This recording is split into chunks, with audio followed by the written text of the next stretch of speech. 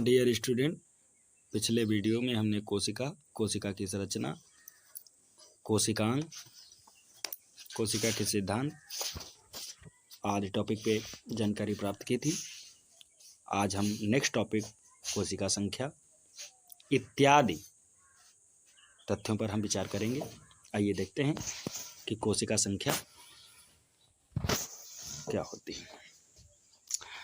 एक कोशिकीय जीव जैसे बैक्टीरिया, प्रोटोजोआ आदि केवल एक ही कोशिका के बने होते हैं। अर्थात कहने का मतलब हुआ जो एक कोश के जीव होते हैं, जैसे जो बैक्टीरिया होते हैं, जो प्रोटोजोआ होते हैं आदि केवल एक ही कोशिका के बने होते हैं। मतलब इनकी जो एक कोशिका होती है, इन्हीं से इनका निर्माण होता है। जबकि बहुकोश के जीवों में कोशिकाओं की संख्या बहुत अधिक होती है। मल्टी सेलुलर ऑर्गेनिज्म में कोशिकाओं की संख्या उनके आकार एवं वॉल्यूम के अनुरूप होती है। अर्थात जो एक कोश के जीव होते हैं उनका जो शरीर होता है, उनकी बॉडी एक कोशिका से बनी होती है, और जो बहुकोश के जीव होते हैं उनकी कोशिकाओं की संख्या बहुत अधिक होती है।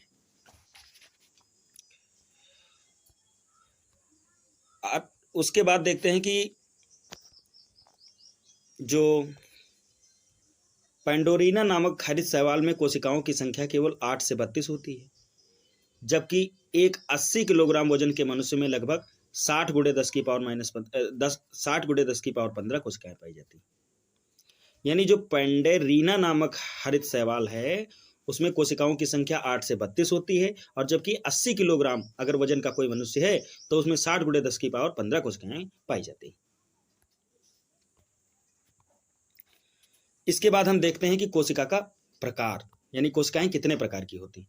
तो अगर बात करें कोशिका के प्रकार की, तो कोशिकाएं 2 प्रकार की होती हैं, जैसे कि प्रोकैरियोटिक एवं यूकैरियोटिक। कोशिकाएं 2 प्रकार की होती हैं, प्रोकैरियोटिक एवं यूकैरियोटिक।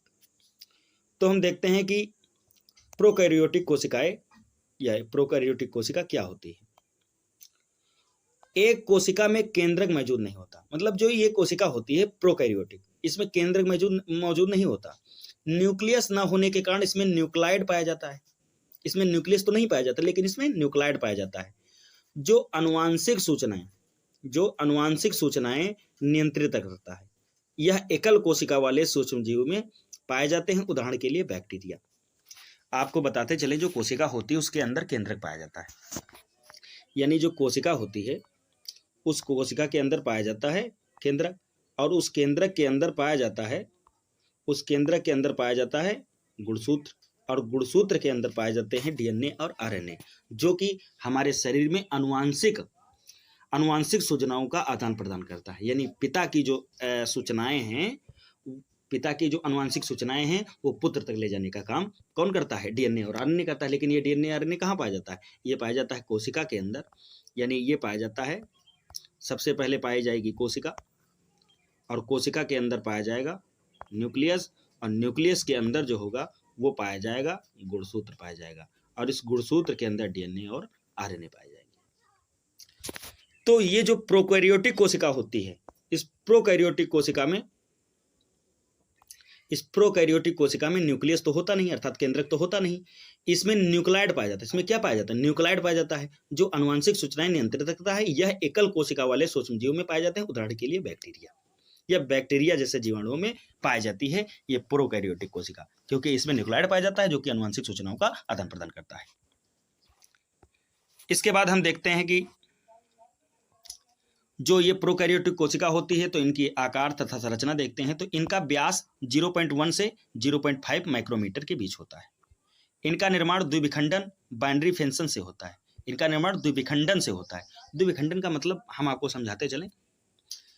द्विविखंडन का मतलब ये हो गया कि मान लीजिए कोई कोशिका हो गई, तो ये कोशिका कुछ यू आकार की है, और इसमें एक केंद्रक नहीं पाया जाएगा, न्यूक्लाइड पाया जाएगा। लेकिन ये दूसरे स्टेप पे कुछ ये कोशिका इस आकार की हो जाएगी। सबसे पहले फिर से देखते हैं कि हम इसको, कि मान लीजिए कोई कोशिका हो गई, इस कोशिका में न्यूक्लाइड हो गया, और ये कोशिका जब एक अगला स्टेप आएगा तो ये कोशिका कुछ ऐसी हो जाएगी, और फिर ये कोशिका कुछ इस तरह से हो जाएगी। अर्थात यहाँ से आपको लग रहा होगा कि ये कोशिका इस तरह से कुछ ऐसा लग रहा है कि जैसे भी इससे कट जाएगी, और यहाँ पर आते आते ये कोशिका दो अलग अलग पार्ट में डिवाइड हो जाएगी और एक ये इसका निर्माण यानी एक कोशिका से दो कोशिकाएं अलग अलग बन जाएंगी और इसमें दो न्यूक्लियोइड अलग अलग हो जाएंगे। इस तरह से हम इसको देखेंगे कि एक जब प्रोकैरियोटिक जो कोशिकाएं होती हैं, जो बैक्टीरिया की कोशिकाएं होती हैं, उनमें द्विविखंडन के द्वारा इसका निर्माण होता है। जीव विज्ञान में कोशिका का दो भागों में विभाजित होना और नई कोशिकाओं का निर्माण द्वारा द्विविखंडन होना। हमने आपको पिछली वीडियो में बता दिया कि जीव विज्ञान में कोशिका का दो भागों में विभाजित होना, यानी कोई कोशिका है और अगर वह कोशिका दो बराबर मतलब ये टूट कर दो भागों में विभाजित हो रही है तो इस नई कोशिका का निर्माण ही द्विविखंडन कहलाता है।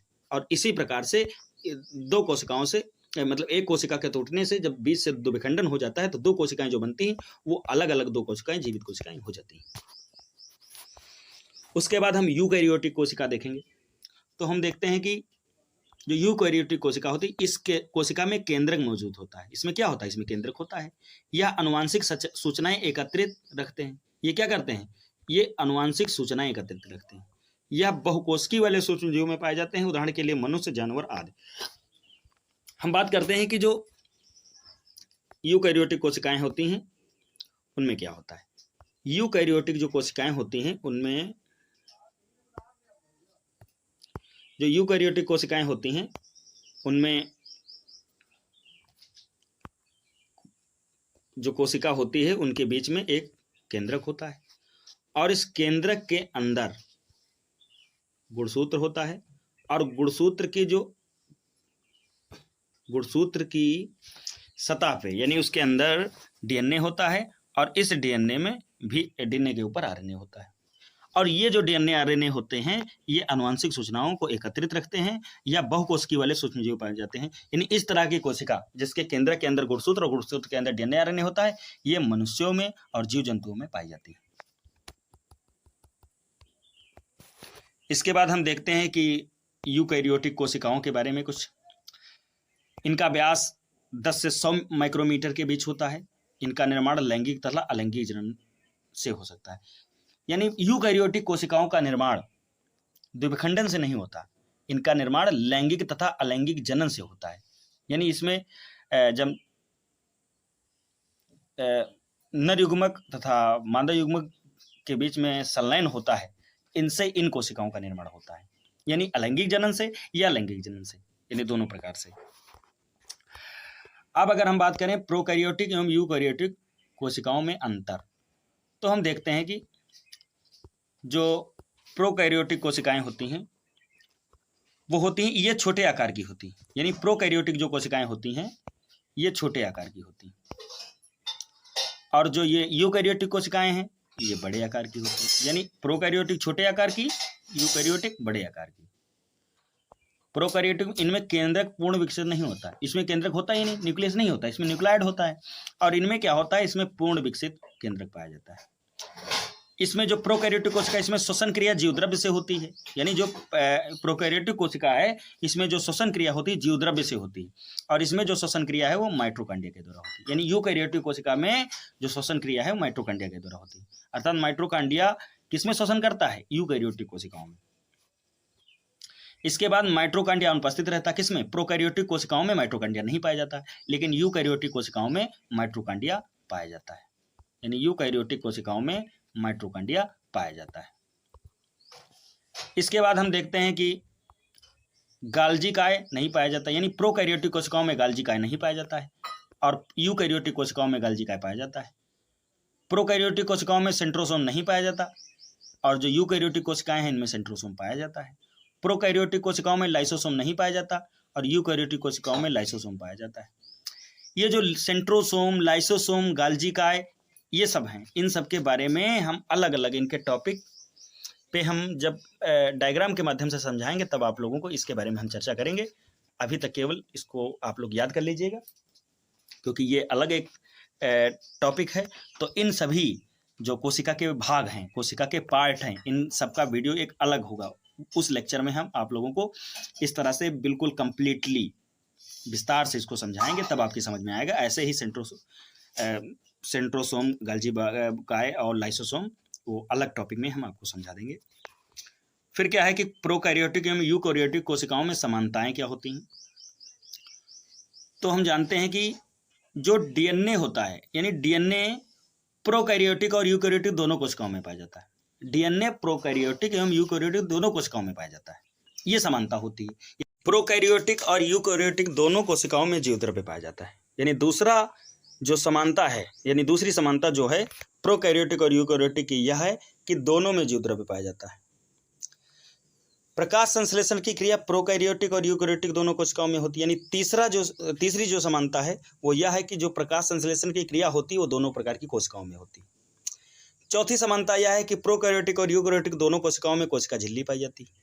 यानी जो कोशिका झिल्ली होती है वो दोनों कोशिकाओं में पाई जाती है। इसके बाद हम देखते हैं कि जो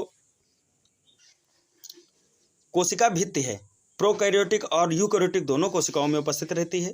प्रोकैरियोटिक कोशिका में कोशिका भित्ति पेप्टिडोग्लाइकोन, यानी जो कोशिका भित्ति है वो प्रोकैरियोटिक कोशिका में कोशिका भित्ति पेप्टिडोग्लाइकोन की और यूकैरियोटिक कोशिका में कोशिका भित्ति सेलुलोज की बनी होती है। इसके बाद हम देखते हैं कि जो प्रोकैरियोटिक कोशिकाएं होती हैं उनमें जो राइबोसोम पाया जाता है वो 70S प्रकार का पाया जाता है, और जो यूकैरियोटिक कोशिकाएं होती हैं इनमें जो राइबोसोम होता है वो 80S प्रकार का पाया जाता है। इस तरह हमने कोशिका के कुछ इम्पोर्टेंट टॉपिक की चर्चा की आज हमने, और जो रह गए हैं टॉपिक उनको हम नेक्स्ट वीडियो में चर्चा करेंगे और उनको आपके सामने हम लाएंगे।